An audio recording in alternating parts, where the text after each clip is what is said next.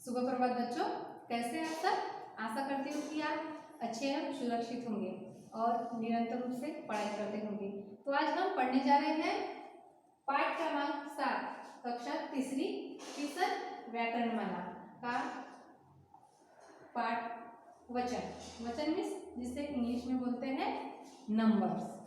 तो नंबर की सबसे पहले परिभाषा देख लेते हैं। नंबर मीन्स वचन। संज्ञा शब्द के जिस रूप से उनके संख्या में एक या एक से अधिक होने का बोध होता है उसे वचन कहा जाता है। फिर से दोहराते हैं। संज्ञा शब्द के जिस रूप से उनके संख्या में एक या एक से अधिक होने का बोध होता है वह वचन कहलाता है। जैसे गुब्बारा का बहुवचन हो गया गुब्बारे। तो गुब्बारा यहाँ क्या हो गया, एक वचन हो गया, तो गुब्बारे बहुवचन हो गया। मतलब गुब्बारा इस शब्द से हमें एक होने का बोध होता है, तो गुब्बारे इस शब्द से अनेक होने का बोध होता है। वैसे ही तितली इस शब्द से एक होने का बोध होता है, तो तितलियां इस शब्द से अनेक तितलियां मतलब बहुत सारी तितलियां होने का बोध होता है। तीसरा है घड़ी। तो घड़ी इस शब्द से एक होने का बोध होता है, तो घड़ियां इस शब्द से अनेक होने का बोध होता है, अधिक होने का बोध होता है। बच्चा इस शब्द से एक बच्चा होने का बोध होता है, तो बच्चे इस शब्द से बहुत सारे बच्चे मतलब एक से अधिक होने का बोध होता है। तो वचन के कुछ भेद है।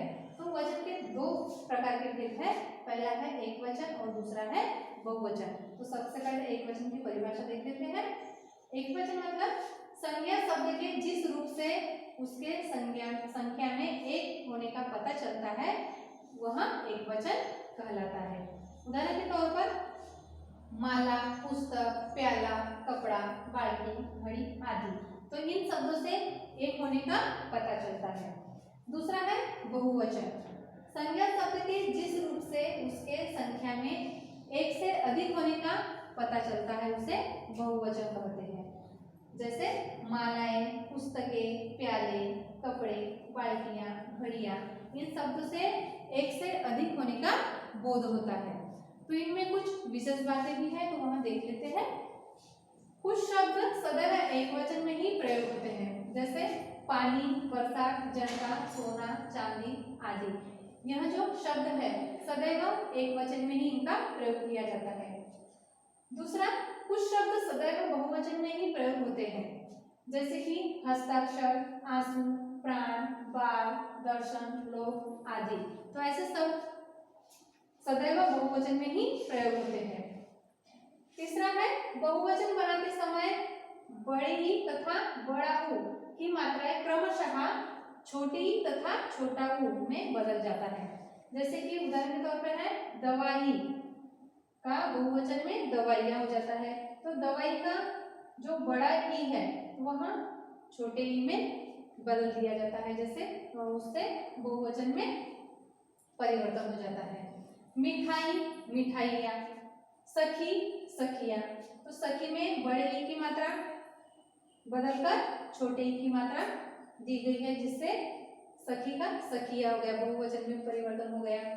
वधु, वधु में धू में बड़े ऊ की मात्रा दी गई है, तो बहुवचन करते समय वधुए, तो धू में छोटे ऊ की मात्रा में परिवर्तन कर दिया गया है, जिससे बहुवचन हो जाता है। तो इनमें कुछ अन्य एक वचन और बहुवचन शब्द भी देख लेते हैं। जैसे लड़का का बहुवचन हो गया लड़के, कटोरा, कटोरे, रात, राते, तोता, तोते, रास्ता, रास्ते, ताला, ताले। ऐसे और कुछ शब्द है, जैसे बहन, बहने, बधाई, बधाइयाँ, रजाई, रजाइयाँ, रोटी, रोटियाँ, कली, कलियाँ, मेला, मेले, कार, कारें, पपीता, पपीते, बक्सा, बक्से, विधि, विधियाँ, रेखा, रेखाएं, रानी, रानियाँ, पगड़ी, पगड़ियाँ, मूर्ति, मूर्तियाँ। तो इनमें हमने क्या देखे कि एक वचन में बड़े ई तथा बड़े ऊ की मात्रा लगी हुई है, तो बहुवचन में परिवर्तन करते समय क्रमशः छोटे ई तथा छोटे ऊ में बदल गया है। तो चलो इस पाठ को फिर से दोहराते हैं। तो हमने इस पाठ में क्या देखा, संज्ञा शब्द के जिस रूप से उसके संख्या में एक या फिर एक से अधिक होने का बोध होता है उसे वचन कहते हैं। तो वचन के दो भेद होते हैं, पहला है एक वचन और दूसरा बहुवचन। तो बहुवचन बनाते समय क्या देखा हमने कि बड़ी ही तथा बड़े की मात्राएं क्रमशः छोटा ही तथा छोटे ही में बदल जाते हैं। तो बच्चों आपको जो परिभाषाएं हैं तो आपको बार बार पढ़ना है और याद करना है। मैं आशा करती हूँ कि आपको यह जो पाठ है वचन आपको समझ में आ गया होगा। धन्यवाद।